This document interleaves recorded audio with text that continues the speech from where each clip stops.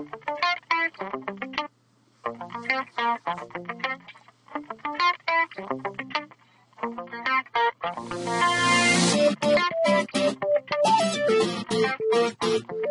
this is Pat Quinn. Welcome to Lesson 2 of the free online video course Using iPads to Motivate Students and Manage Behavior in Your Classroom. This free online video course consists of 6 lessons. This is lesson number 2. Each of the 6 lessons will cover motivating students using iPads and how to manage behavior both when you're using iPads in your classroom and how to use the iPad to help you manage that behavior. Each lesson will contain some strategies and some great apps that you can use with your students to motivate them and manage behavior. Each of the 6 lessons contains 3 distinct parts. First, online video teaching, which you're watching right now. After you complete the teaching, you should also do the suggested activity. This activity is usually done in your classroom with your students. After you do the first 2 parts of the lesson, you should come back and answer the reflection questions, which are located on this website in a PDF that you can print out and answer, or you can journal and save your answers. This will mark your progress and keep track of your learning during this course. Make sure you do all 3 parts of each lesson. Each lesson is designed to take 1 hour. In this lesson, we are going to talk about acceptable use policies and take a look at a great behavior management app. First, let's start with acceptable use policies. Acceptable use policies are absolutely necessary if you're going to use iPads with your students. Don't skip this step. Having good acceptable use policies will improve compliance with your rules. It will make it safe for your students to use the iPads without getting into trouble, and it will also protect your school so that students don't visit sites and apps that they're not supposed to. And so, for a variety of reasons, you should definitely have acceptable use policies in your classroom if you're going to use iPads.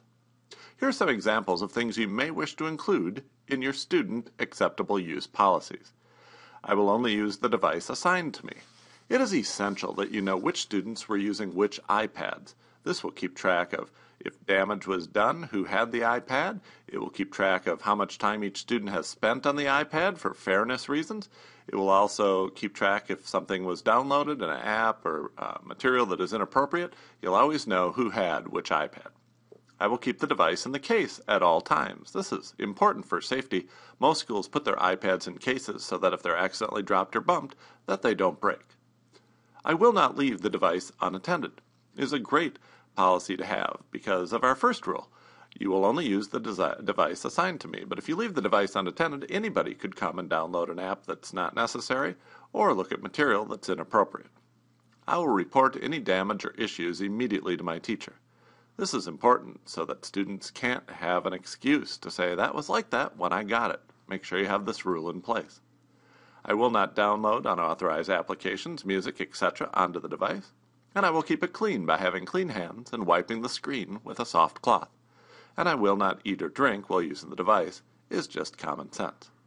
This is just a starting point for your acceptable use policies that you should have with your students. Remember, having acceptable use policies for just your students is not enough. You should also send those home to parents, and parents should go over them with their children and sign them. Make sure that they have been discussed between parents and students. You should also have acceptable use policies for your teachers, so they know how they can appropriately use the iPads in the classroom.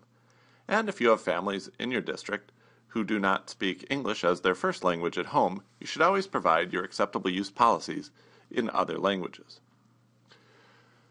Now that we've discussed acceptable use policies and their importance in your classroom, I want to show you a great behavior app that has just become an app. It used to be a great website that I recommended to everybody I talked to, but now it's an app and I'm even more excited about it because it looks great on the iPad.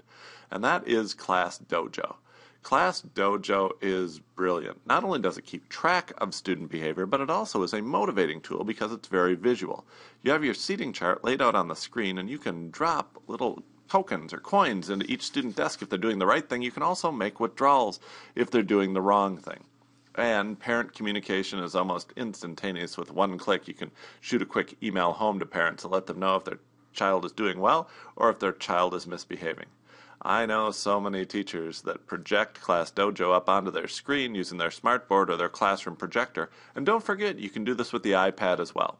You can project your iPad using a simple adapter available at any Apple store that will plug right into your smartboard or projector, or the $99 solution is Apple TV, which allows you to project wirelessly from anywhere in the classroom. Class Dojo makes keeping track of behavior easy and fun, but it also is a great motivator because students can see how they're doing, and remember, the best way to change student behavior is to shorten the feedback cycle. Nobody should wait an hour to hear if they were well-behaved or misbehaved. Feedback should be quick and instantaneous, so if you shorten the feedback cycle, you will improve behavior quickly in your classroom. And of course, parent communication is a breeze. This is a brilliant website, which is now an even better app available for the iPad. In this lesson's suggested activity, if you don't have acceptable use policies, I would like you to try writing some. And then, I would like you to try teaching them to your students. Remember, don't confuse passing out acceptable use policies with your students learning acceptable use policies. I know many teachers have put together fun and exciting PowerPoint presentations, or if you're using your iPad, Keynote presentations, so that they can teach the acceptable use policies in a fun and funny way to their students using photos and pictures and cartoons. Also, if you've never heard of Class Dojo or haven't tried Class Dojo, why don't you take a look at it and try it with your class for a day? I know you're going to love it. And don't forget to come back and answer the reflection questions that are available for each lesson. If you're looking for more great information like this to help you use iPads in your classroom, check out the great seminar, Help, They Gave Me an iPad, and I Don't Know What to Do with It. More information is available at ideasunlimitedseminars.com. This live seminar, one-day seminar, perfect for all teachers, grade levels kindergarten through 12th grade, covers all subject areas and the use of apps and strategies. More information available at ideasunlimitedseminars.com.